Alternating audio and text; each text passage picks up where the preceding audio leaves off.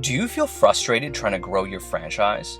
Are you having trouble balancing your consumer and franchise development marketing? Do you wish there was an easier way? Imagine if you had a proven roadmap to take your franchise's marketing from costing you to making you money. That's why we've created the Franchise Growth Blueprint. We walk you through the exact same process that we use to run franchise marketing campaigns for our clients at scale that has resulted in triple-digit growth. This blueprint isn't for anyone.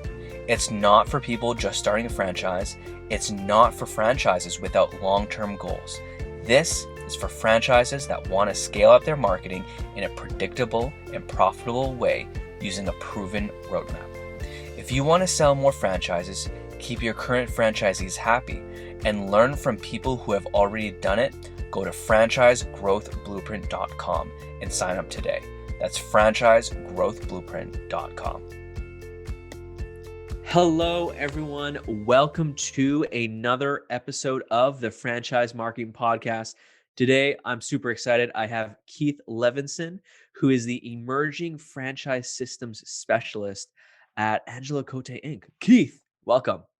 Hey, Jordan, how you doing, man? Thanks for having me. I really appreciate it. This is awesome. This is pretty cool. Yeah, no problem. I'm super excited to have you on. So for those who haven't exactly heard about you, what exactly does a emerging franchise systems specialist do? Wait, first of all, people haven't heard about me. Holy shit, that's an ego drop. That's an ego killer right there. Like I thought I was famous. Like I was on YouTube once. Like people, anyways. I like to tell my kids I'm a YouTube star because someone watched a video that I did a long time ago, different world. Different life. We did a live broadcast and they put it up on their YouTube channel. So I love to tell my kids, like, people have seen me on YouTube, like, and the business that I was working at the time, people would come in and be like, I saw you on TV. I'd be like, yeah, I'm kind of famous.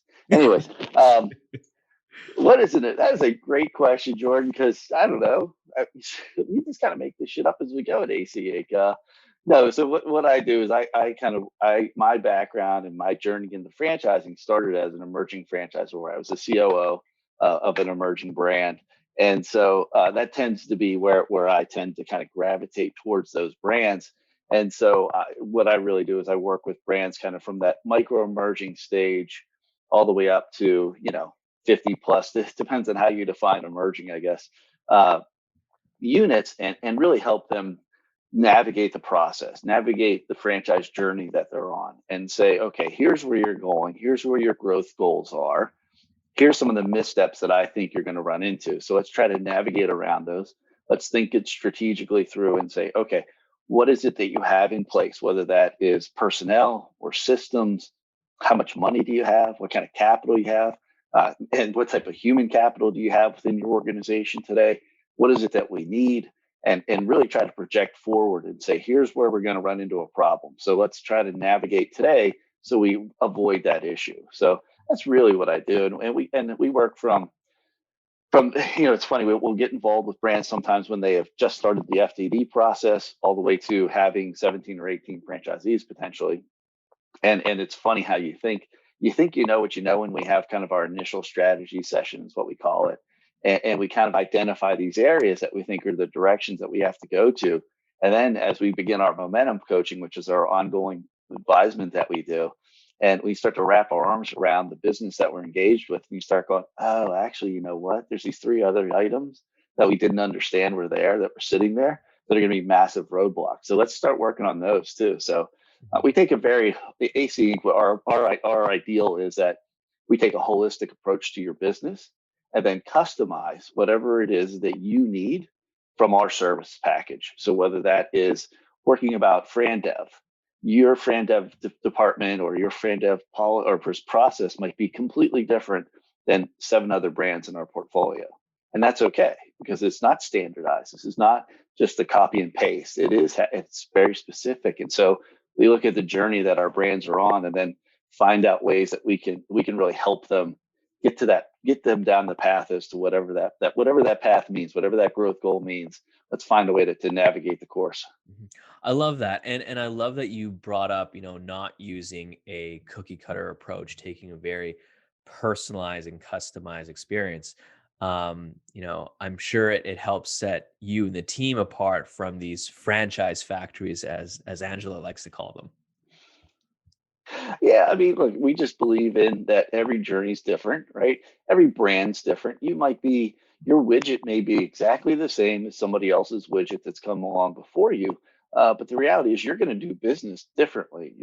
Each concept is slightly different than the one that came before them, and so you can't just take this cookie cutter approach. Franchising, it'd be fantastic if you could just give somebody an A to Z spreadsheet, right? And say all you have to do is follow these 26 steps, and you'll be successful. That's just not, and I like to say it's not a linear path. Franchising is not a linear path. It curves and it bends.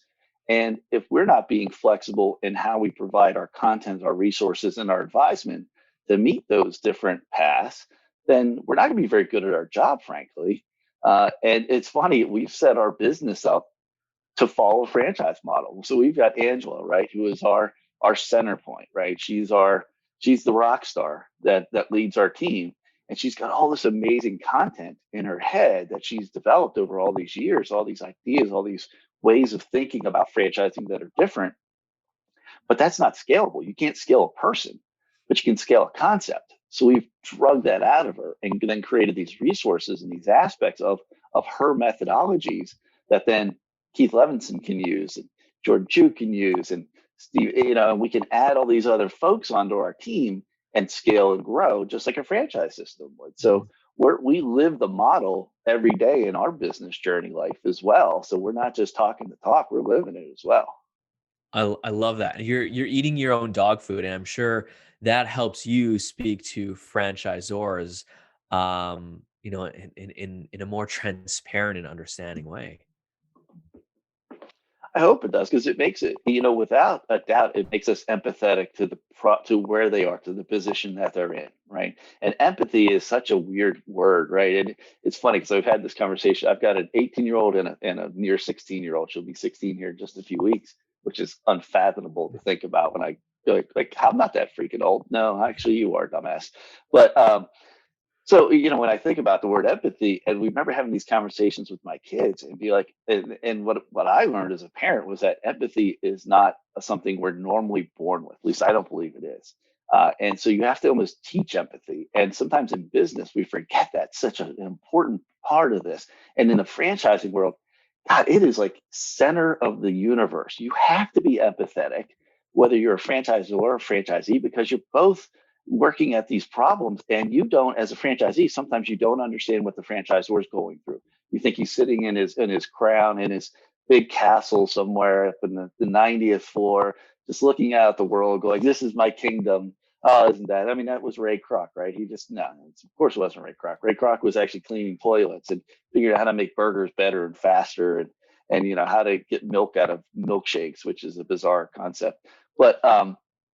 But you look at it and you have to be empathetic to this, to the cause, to the situation, and that's what we are, because we understand it. We're, like I said, we're going through the growing pains that franchisors are going through. We're like, oh my god, we've got all these prospects, we're not sure what to do with them. How are we going to service them if they come through our funnel, and what does our funnel look like, and how many steps should our funnel have, and what other pieces should we have? So I think that it gives us a unique perspective, I guess. I hope it does. I hope it's as we scale, it's the absolute center point, right? That we can't lose sight of. We have to always be empathetic to our clients, and then really take that empathy and then turn that into a fantastic service model.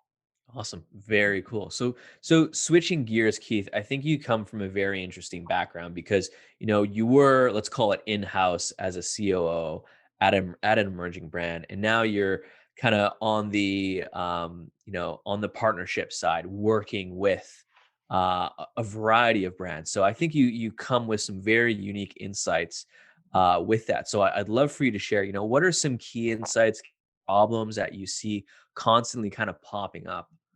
We'll get right back to the show, but do you feel frustrated trying to grow your franchise? Are you having trouble balancing your consumer and franchise development marketing? Do you wish there was an easier way? Imagine if you had a roadmap to take your franchise's marketing from costing you to making you money. That's why we've created the Franchise Growth Blueprint. find out more, visit franchisegrowthblueprint.com. That's franchisegrowthblueprint.com. Now back to today's episode.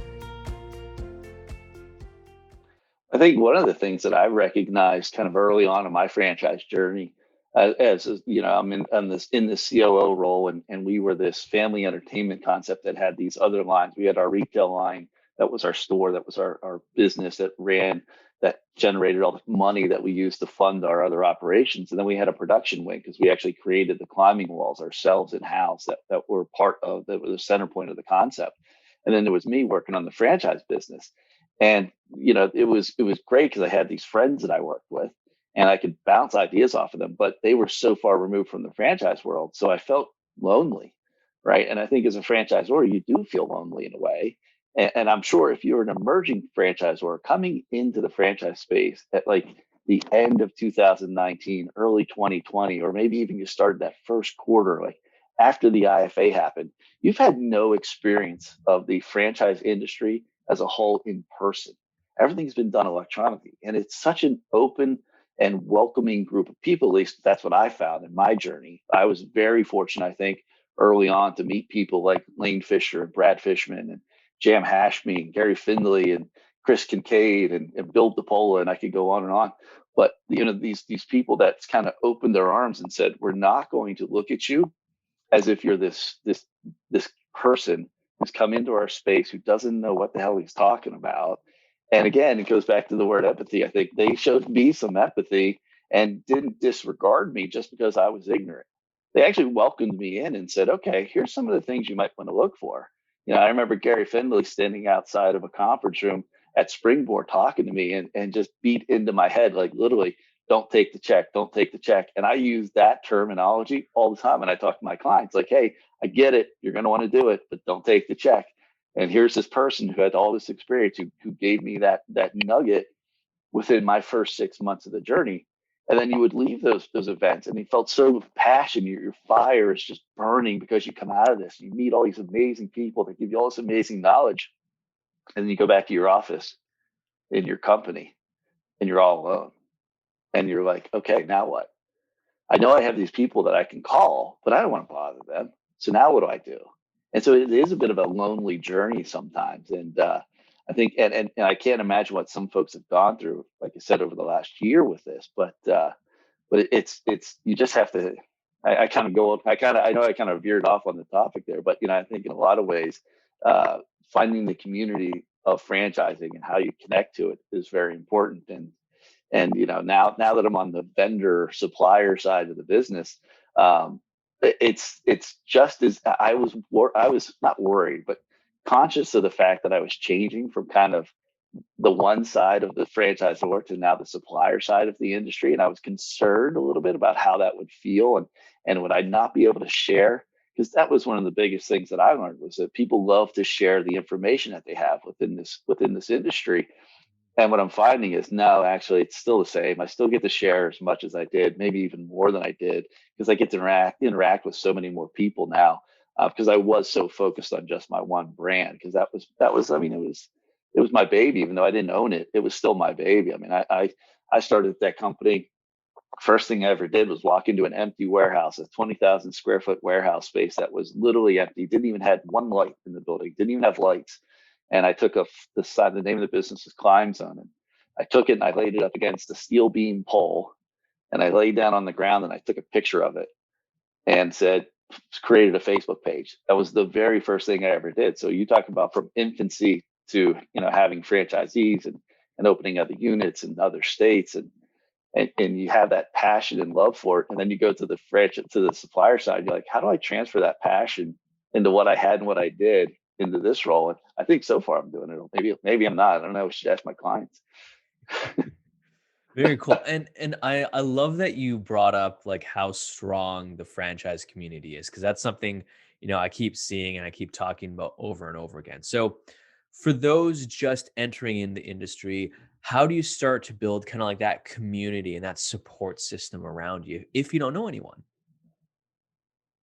Yeah, I think it's so hard. Today it's so hard, right? Because everything is virtual, and it's really hard to connect with folks within these virtual worlds and like the IFA did as good a job as they could with the 2021 convention.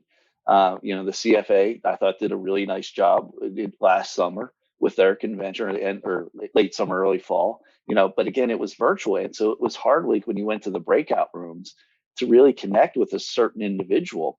I think one of the things you can do is look around at the industry and see who's doing what. So, and just I'll plug us right now, but we do roundtables that we host on a weekly basis. We do 4 of them in 4 different categories. 2 that are focused specifically on franchisors, both on the emerging side. So we do a specific emerging franchisor roundtable, and then we do what we call our Wednesday roundtable, which is open to franchisors at any level. Not that any of our roundtables aren't open to franchisors at every level. It just seems to be that roundtable has folks that are in large enterprise level brands all the way down to micro emerging. We do one that's specific to marketers within the franchise space. And we do one that's actually for independent small business owners and franchisees. Because one of our lines of advisement is actually to work with franchisees of brands and help them with business coaching. Because I think sometimes from a support perspective, we focus a lot on how do we support a franchisee within our system. And support sometimes is making them understand where to find the answers to their questions in the operations manual, and not about their bottom line and not about their marketing. And sometimes that message gets lost on the franchisee because it's coming from the home office. So we come in as the third party. Like, as a parent, you tell your kids you should eat more fruit, and they don't eat more fruit. And then some coach there says, hey, you should eat more fruit. And they go, oh, Dad, we got to buy fruit. Right. So it's the same kind of concept. But we have these roundtables, and I think that's a good place to start, because you're going to see people in your same position, in your same kind of growth goal or your growth journey, and they're in a very like mindset, and you can see how they talk, or if they're interacting, right? Because our roundtables are set up where we moderate it and we kind of throw something out there as the subject matter, and we want our roundtable attendees to then provide the content. It's not just an Angela Cote, Keith Levenson, Jennifer Brandon, Bell White spiel session. It's interactive, and you can find people on there, because what we ask people to do is turn their cameras on and then put their full name and the name of their business after their name, so that you can connect with them afterwards on LinkedIn or Instagram or wherever it might be, and then start to build your own community. And then once we get in person, what I found was that if I stood there by myself, I was by myself. But if I walked up to another individual and just said hi, it is such a friend. And don't get me wrong, I've been in other environments that are friendly, but not like this. I've never seen an industry like this. My first in-person experience was Springboard for Emerging Franchisors in Philadelphia. And I'll never forget this. Like, I'm sitting there at breakfast at a table, and 2 people across from me, and I have no idea who they are. Very similar concepts, but they were from competing brands. And they were like the best of friends and having the greatest time. Well, I just come from the financial services industry, where one of the last meetings I ever had there was for a request for an RFP had gone out, and I was working with the sales team on that request. And the salesperson told me about the detailed this agenda that we were going to have. And at one point, I had to bash the 2 other competitors in our space. And I was like, I don't want to. Why don't we just talk about how great we are? And then I transitioned over to them in this franchising world, and these 2 people are talking about their business and their competitors, and they're like buddies and they're friends, and they're talking about their business. And I went upstairs to my room and I called my wife and I said, honey, I'm like in an alternate universe here, but I think I finally found my calling. I think I finally found a home of an industry, because this is the type of people I want to be around. And you just have to put yourself out there in a lot of ways. And if you're a franchisor, you probably are pretty comfortable with that, because you've probably had to do that over your life as a business owner. At some point, we all have a client. We all have somebody that we're servicing. And if you can't connect with them on a relationship basis, partnership basis, you probably weren't being very successful. So that was probably the longest winded answer to the question you've ever heard on one of your podcasts, right? No, I love it. Like you're going in depth. You're providing more information, and you know what, our listeners really appreciate that, Keith. So, switching gears a little, one question I always love to ask is, what advice would you give someone just starting out as a franchisor? It's so funny. We get asked that question all the time. We really do. Uh, So I think one of the most important things is to not listen to the noise. So there's a lot of noise that goes on in every industry, but in this one that talks about how much you have to spend per acquisition, how much you how where you should be in your growth cycle at certain points. At 3 years, you should have this many units. At 5, 10, and the reality is that to kind of go back to our original point that this is not linear and it's not replicatable, so it's going to be customized to you. So follow your path. You should have a 3, 5, 10 year plan, like everybody should. You should have, use goals, use tools like Traction. I'm pointing over my shoulder because my Traction book literally sits right next to me at my desk every day because we utilize it so often.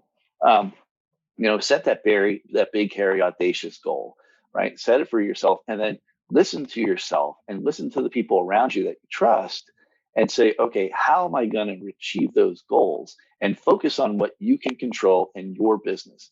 And the exterior noise that goes on it is what it is. But ignore it. And you know what the other piece is too is that you have to understand that what you've created is special. It's really, really special. You know it, you believe in it. And so when you go out to start your franchise development process, be very cognizant of the fact that somebody else wants what you have, and you should protect what you have very, very strongly. And don't let anybody come into your business, to your franchise system, that isn't worthy of it. And if you have questions about who they are, if you don't think they meet your criteria, and you should have a criteria of who you want to bring in, and that can be skill, but it can also be personality. And if they don't match up with it, say no. Hold on really, really dearly to what you have and understand that they want what you have. And it's so funny, emerging franchisors tend to not believe that. They're going out to market now and they're like, well, but I'm this little tiny speck of dust out here, and there's these other massive specs. Like I've got a burger concept and I'm going to compete with McDonald's and Burger King and Five Guys and all the rest of them. Like I can't hold on to that. Well, sure you can, because Shake Shack did it. And look at them. They just opened one up right down the street from my house. I'm so excited. Actually, it's the first one in Baltimore County. Boom. Yeah. My daughter and I were driving back from field hockey practice. She saw it and we were both like, it's open. Ah. Anyways, but it is special. It is different. So treat it like that. Feel confident in yourself. Don't just discount the hell out of your franchise fee. Should you be lower than the person that is established? Yes, you should. You should not be at the same price point that they are. You know why? You don't have the support capabilities that they do. You don't have the other pieces baked in that they do. You don't know what they know because they've gone through the journey over 100 or 200 or 300 times with their franchisees. So your franchise fee should be lower, but your item 7 should be what your item 7 is. Don't discount what it is that you have because you want to bring somebody in. If they can't afford it, that's okay. You'll find somebody else that is, because you have to go on your journey, and whatever that growth journey is, it'll be fine. Just stick to the plan, understand what it is, and surround yourself and listen to the good people that are there to give you good advice, not just advice. I love it. Amazing advice, Keith. So we're nearing the end of the episode, and the way I always like to end it is with something called the lightning round. So it's just a few fast-paced Cool. questions coming at you. Don't worry, no curveballs. You ready? I get because I'm like Serrano from Major League. Hits fastball very, very well. Curveball, bat don't like. So, all right, go for it. Awesome. So first question, what is your favorite tool or app that you cannot live without? Ooh, that's a good one.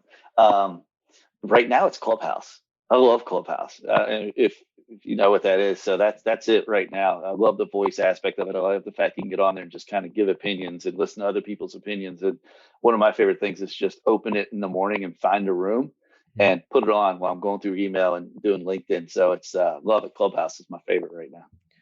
Very cool. Next question, what is your favorite book? Oh God, I am so not a reader.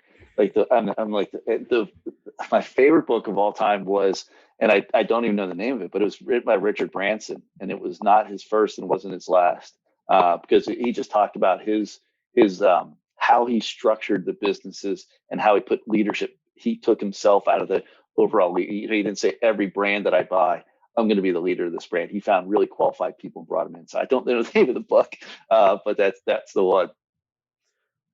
Cool. Who is a franchise leader that you look up to?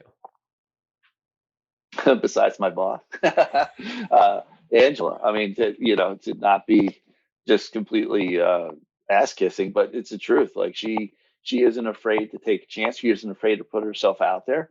She is an incredibly authentic individual, and she gives us, our team, the ability to be our own person, and allows us to take on challenges that she could probably do a better job at, but she allows us that opportunity. She allows us the opportunity to screw up, and so I find her to just be an absolutely unbelievable leader and just an amazing person on top of that. Awesome. Yeah, she's an absolute rock star. So Keith, last question, I promise. Where can people find out more about you and your company? So you can go to angelacote.com. We have a very robust website that we're very, very proud of. We love the branding of it. Belle, our amazing marketing person, I'm not even sure what her title is because we all have weird titles, but she does it, and she does an amazing job, I think. So you can go on there and click on our services. You can find there's a piece on there for our roundtables where you can click on there to get an invite for the roundtables. So that's the absolute best place to go. Awesome. Keith, thank you so much for jumping on. I know our listeners found a ton of valuable insights from from our chat today. Well, it's my pleasure, Jordan. I really appreciate you having me on. This is fantastic. It was great chat with you, man. It's always nice chat with you. Totally. All right. Bye for now. All right. Take care. Thank you so much for listening to this episode of the Franchise Marketing Podcast.